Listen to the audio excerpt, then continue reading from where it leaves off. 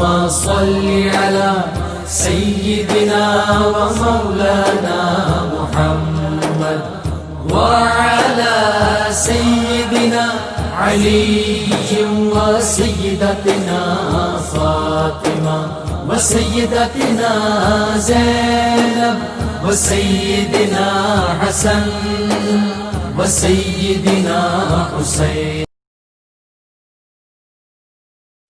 اعوذ باللہ من الشیطان الرجیم. بسم اللہ الرحمن الرحیم. الحمد للہ رب العالمین والصلاة والسلام علی اشرف الانبیاء والمرسلین واہل بیتہ الطیبین الطاہرین المعصومین. اما بعد. سورہ مبارکہ انعام آیت نمبر 158 سے آیت نمبر 165، 158 سے 165، جس کے ساتھ ہی سورہ انعام کا بھی اختتام ہو جاتا ہے. حل ینظرون، وہ کس چیز کا انتظار کر رہے ہیں؟ معجزات آ چکے، کتاب آ چکی، نبی آ چکا، اب یہ کس بات کا انتظار کر رہے ہیں سوائے اس بات کے الا ان تأتیہم الملائکہ، کہ ملائکہ ان کے سامنے خود آ جائیں، او یاتی ربک، یا رب خود آ جائے، او یاتی بعض آیات ربک، یا تمہارے رب کی بعض خاص نشانیاں آ جائیں. تو اب آپ غور کیجئے کہ پروردگار کا خود سامنے آنا، یہ تو صحن عالم میں بے نقاب ہو کر آ جانا، یہ پروردگار عالم کی شان کے خلاف ہے. اور اس کی بحث اپنی جگہ پر کہ یہ اگر ہو جائے تو پھر تو اگرچہ یہ محال ہے، مگر یہ ہو جائے تو پھر امتحان کس چیز کا ہے؟ امتحان تو ہے ہی اس چیز کا کہ اس دنیا میں رہتے ہوئے انسان اس غیب کو قبول کرے دلیل کی وجہ سے، مگر اس غیب کو قبول کرے. اور اسی طرح سے اگر ملائکہ بھی آ جائیں اور پروردگار عالم ان کو اس طرح سے ہر ایک کے لیے ظاہر کر دیں تو پھر مہلت نہیں رہے گی، پھر امتحان ختم. پھر تو فوراً ہی فیصلہ ہو جائے گا جو دوسری آیتوں میں پروردگار نے بیان کیا ہے کہ پھر مہلت نہیں ملے گی، پھر فوراً عذاب نازل ہو جائے گا، اور یہ پروردگار کی مشیت کے خلاف ہے. اور بعض آیتیں اگر پروردگار کی آ جائیں خاص، مثلا جو آخری زمانے کے اندر ہوگا کہ سورج مشرق کی جگہ مغرب سے طلوع ہو جائے گا، وہ بھی اگر آ گئی تو پھر اس کے بعد موقع ختم ہو جائے گا. یہی آگے بیان بھی کیا گیا کہ یوم یاتی بعض آیات ربک، جب تمہارے رب کی بعض آیتیں یعنی وہ خاص آیتیں آ گئیں، لا ينفع نفسا ایمانها، تو کسی کا ایمان لانا اس کو فائدہ نہیں دے گا.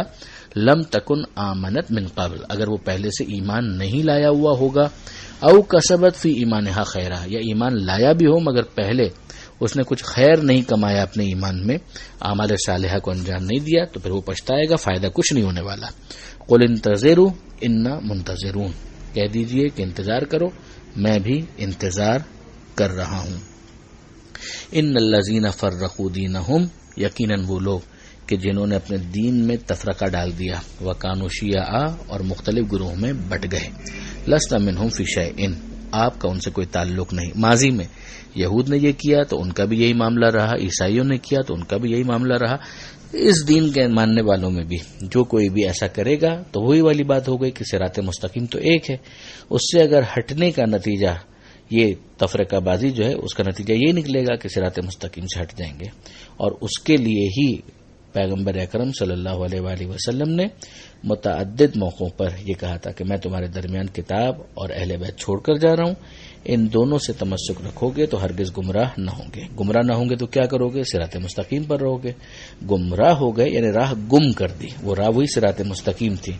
اگر اس راہ پر رہے تو فرقوں میں نہیں بٹو گے، اور راہ سے جتنے ہٹتے چلے جائیں گے اتنے ہی راستے بھی الگ الگ بنتے چلے جائیں گے.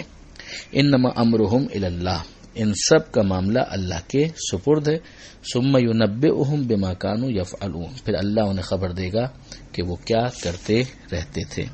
من جاء بالحسنہ فلہ عشر امثالها، جو ایک نیکی کرے گا اسے 10 برابر ملے گا.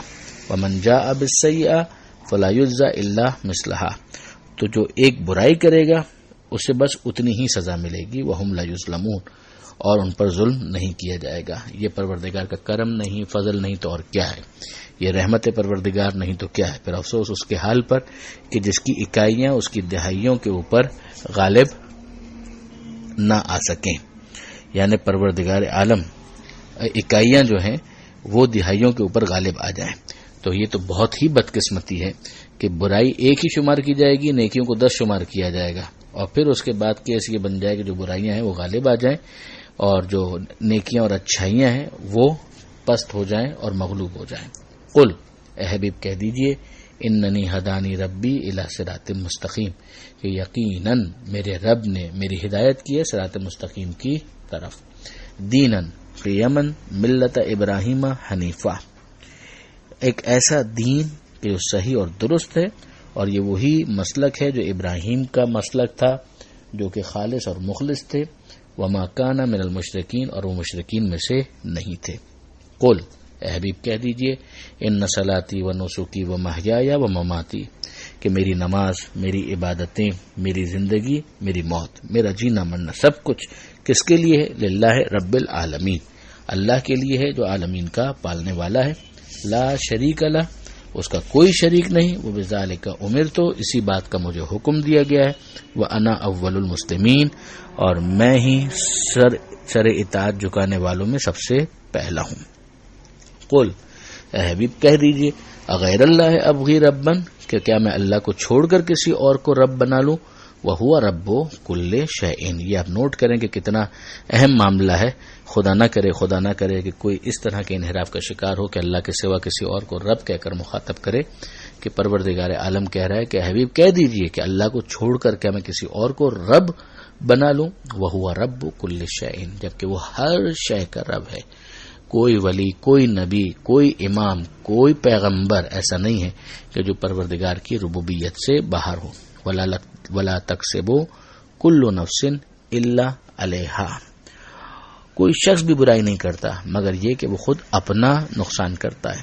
ولا تزر وازرۃ وزر اخری، اور کوئی دوسرے کا بوجھ نہیں اٹھائے گا، سب نے اپنا حساب خود دینا ہے۔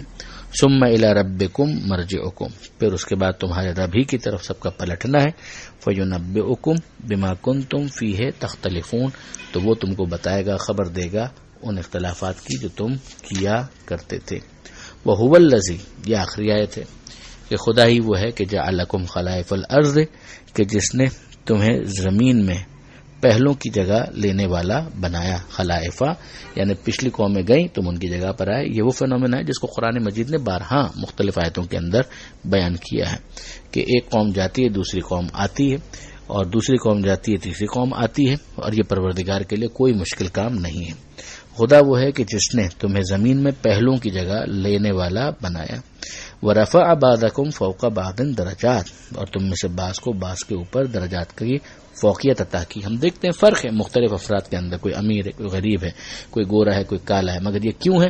لِيَبْلُوَكُمْ فِيمَا آتَاكُمْ، اس کے ذریعے سے خدا تمہیں آزمانا چاہتا ہے، جو تمہیں دیا ہے اس کے ذریعے سے۔ یہاں پر کوئی فری لنچ اور فری ڈنر نہیں ہے، نعمتیں پروردگار کی طرف سے ہیں، مگر ہر نعمت کے ساتھ کوئی نہ کوئی مطالبہ جڑا ہوا ہے۔ ان ربک سریع العقاب، یقیناً تمہارا رب بہت تیزی کے ساتھ حساب لینے والا ہے۔